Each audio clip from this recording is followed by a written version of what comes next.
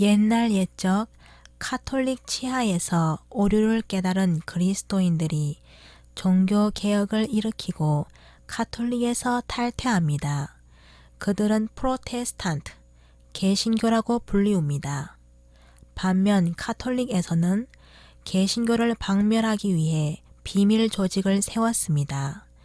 이그나티우스 로욜라가 창설한 예수회입니다. 예수회는 다른 교단에 그 교단의 신도나 지도자로 위장해 들어가 서서히 카톨릭의 영향을 끼치거나 개신교를 파괴하기 위해서 살인과 온갖 파렴치한 짓도 행할 수 있도록 훈련된 수단과 방법을 가리지 않는 밀사들입니다. 예수회 안에서 상급 회원이었다가 탈퇴한 알베르토 리베라님의 폭로를 들어보면 예수회의 신조는 상상 이상입니다.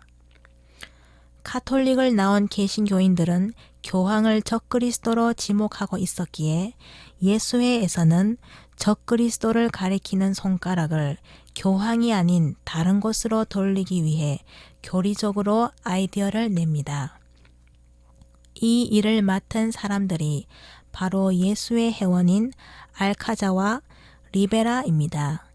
알카자는 적그리스도를 그리스도인을 박해했던 네로나 안티오쿠스 에피파네스 등 과거의 정치인으로 가리켜 적그리스도를 과거의 일로 해석하였으며, 리베라는 적그리스도를 먼 미래에 나타나 3년 반 동안 세상의 위세를 떨칠 어떤 인물로 가리키는 해석을 만듭니다.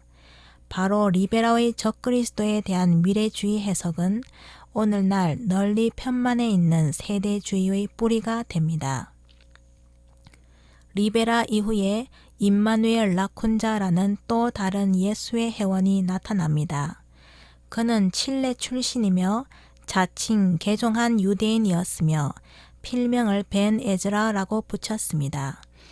그는 오랜 세월에 걸쳐 영광과 위엄 속의 메시아의 오심이라는 제목의 책을 1812년 스페인어로 출간합니다.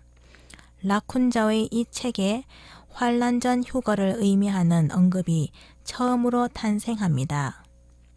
리베라가 만든 적그리스도에 대한 미래주의적 해석은 상당 기간 동안 카톨릭 안에만 머물러 있다가 결국 개신교 세계에 확산되게 됩니다.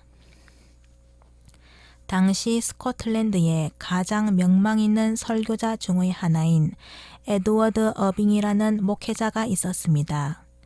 어빙은 이상하게도 소속은 장로교회였으나 예수회 회원인 라쿤자의 그 책에 큰 흥미를 가지고 라쿤자의 책을 1827년 영어로 번역하여 자기 교회 정기 간행물 모닝와치에 발표합니다. 어빙의 교회는 사회에서 가장 똑똑하고 영향력 있는 사람들도 많이 참석하였고 1828년 야외 모임에서는 10,000명의 회중이 모일 정도였습니다. 어빙은 나중에 잉글랜드 카톨릭 사도 교회를 세웠다고 합니다.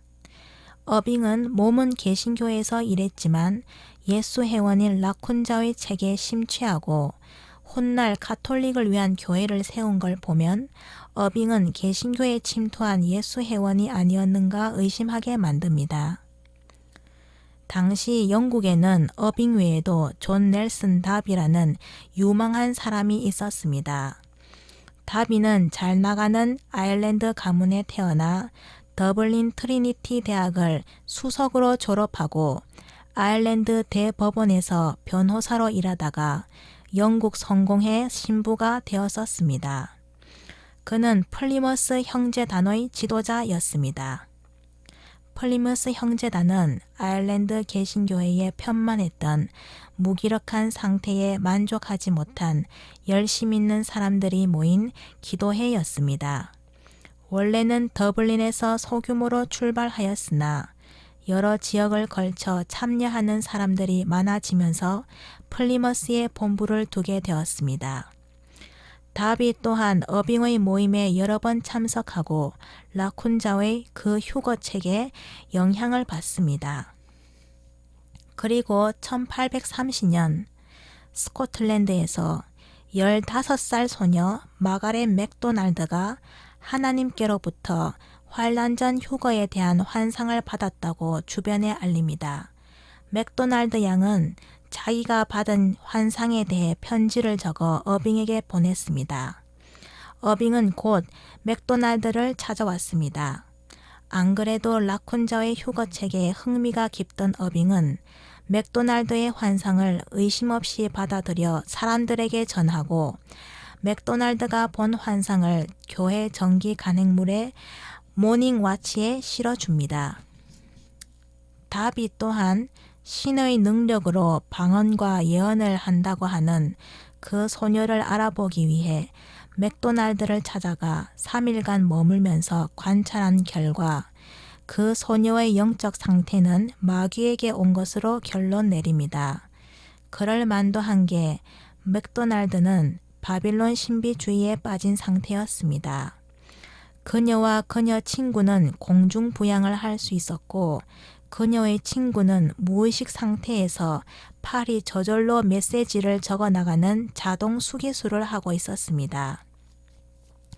다비는 맥도날드를 인정하지 않았지만 그래도 그의 정신은 라쿤자의 휴거책에 이미 깊이 영향을 받았었기에 환란 전 휴거설에 대한 지지를 굳혀나갑니다.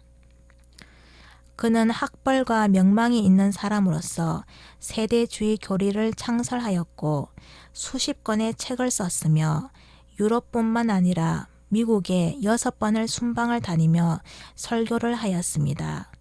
그렇게 비밀 휴거를 포함한 세대주의 가르침은 새로운 관점의 종말론으로 다른 나라에 퍼져갔습니다. 비밀 휴거설이 미국과 캐나다에 도입된 것은 1860년에서 1870년대입니다. 미국의 캔자스 정치당원이었고 변호사였으며 신학자였던 사이러스 잉걸슨 스코필드가 다비를 만나 다비에게 큰 영향을 받았습니다. 그는 1909년 환란 전 휴거설과 세대주의를 뒷받침하는 주석을 수록한 스코필드 주석 성경을 발간합니다. 그 당시 스코필드 주석 성경을 편찬할 때 고든, 무어헤드, 어드먼을 비롯한 다른 신중한 성경학자들이 이 위험스러운 환란 전 휴거설을 성경 주석으로 붙이는 시도를 말렸다고 합니다. 하지만 스코필드가 다른 학자들의 조언에 아무 회답이 없이 막무가내로 세대주의 이론을 지지해서 결국 성경개정위원회를 사직했다고 합니다. 환란 전 휴거설과 세대주의의 광범위한 전파는 스코필드에게서 시작된 것입니다. 스코필드 주석 성경은 미국 개신교 성경학교들에서 매우 인기 있게 사용되었으며 수백만 권이 인쇄되었습니다. 스코필드 주석 성경을 본 사람들은 자연스럽게 세대주의 가르침을 배워나갔으며 그 성경의 주석들을 하나님의 말씀으로 받아들이게 된 것이지요.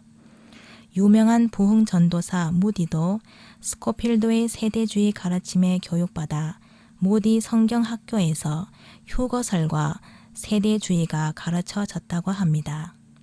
그리고 1970년대에 할 린드세이 목사가 세대주의와 휴거를 다룬 마지막 때에 가까운 지구라는 기독교 소설을 내어 엄청난 인기를 얻습니다.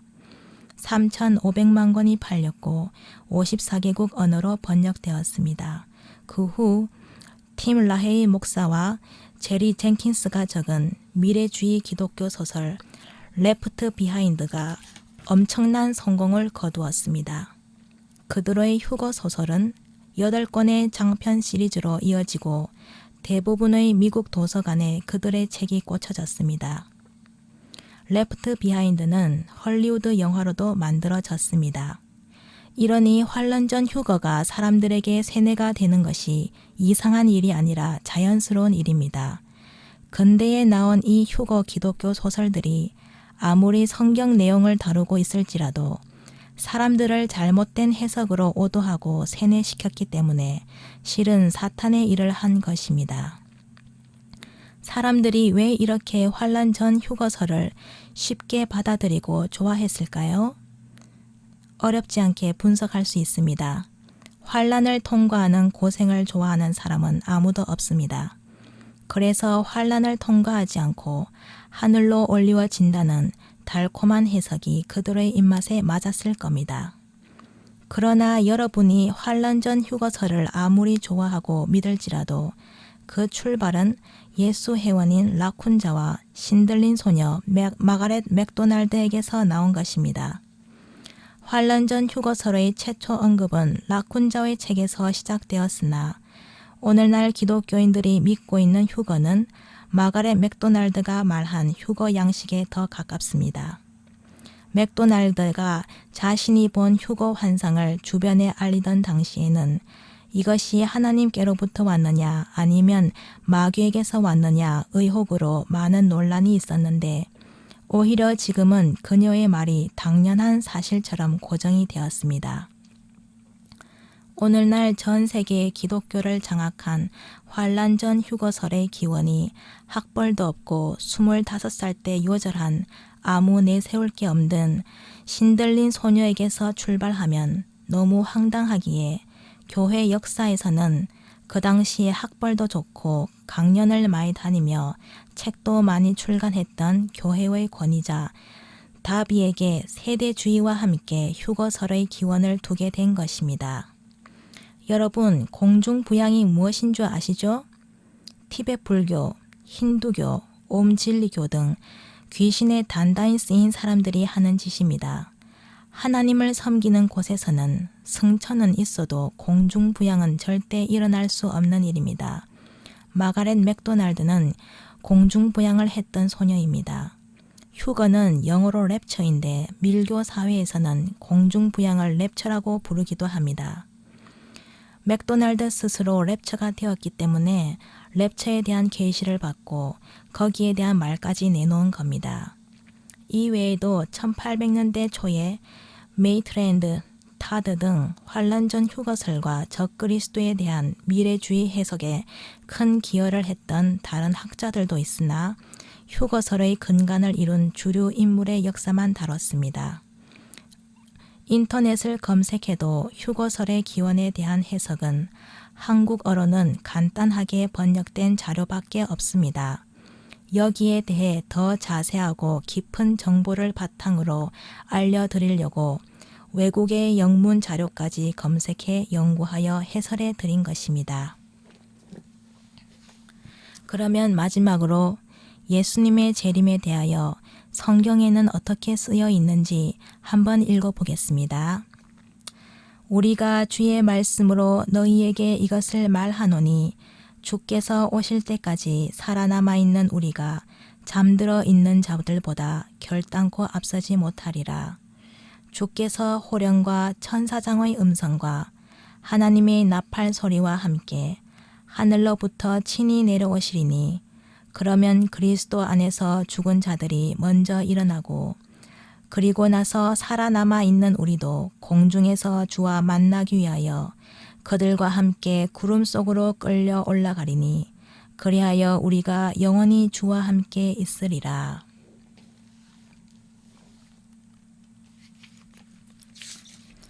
예수님의 재림을 묘사한 이 성경 구절에서 주께서 나팔 소리와 함께 하늘로부터 친히 오실 때에 주 안에서 죽은 이들이 먼저 부활하고 그러고 나서 살아남아 있는 우리도 공중에서 주와 만나기 위해 끌려 올라간다고 했습니다. 이 외에 예수님께서 보이지 않게 비밀스럽게 재림하신다든지 의인들이 비밀리에 휴거될 거라는 말은 성경에 어디에도 없습니다. 그런 비밀 휴거는 예수의 신부 라쿤자의 책과 맥도날드 양의 발설에서 찾아볼 수 있습니다. 환란 전 휴거의 기원에 대하여 정리하여 알려드렸습니다. 시청해 주셔서 감사합니다. 써니였습니다.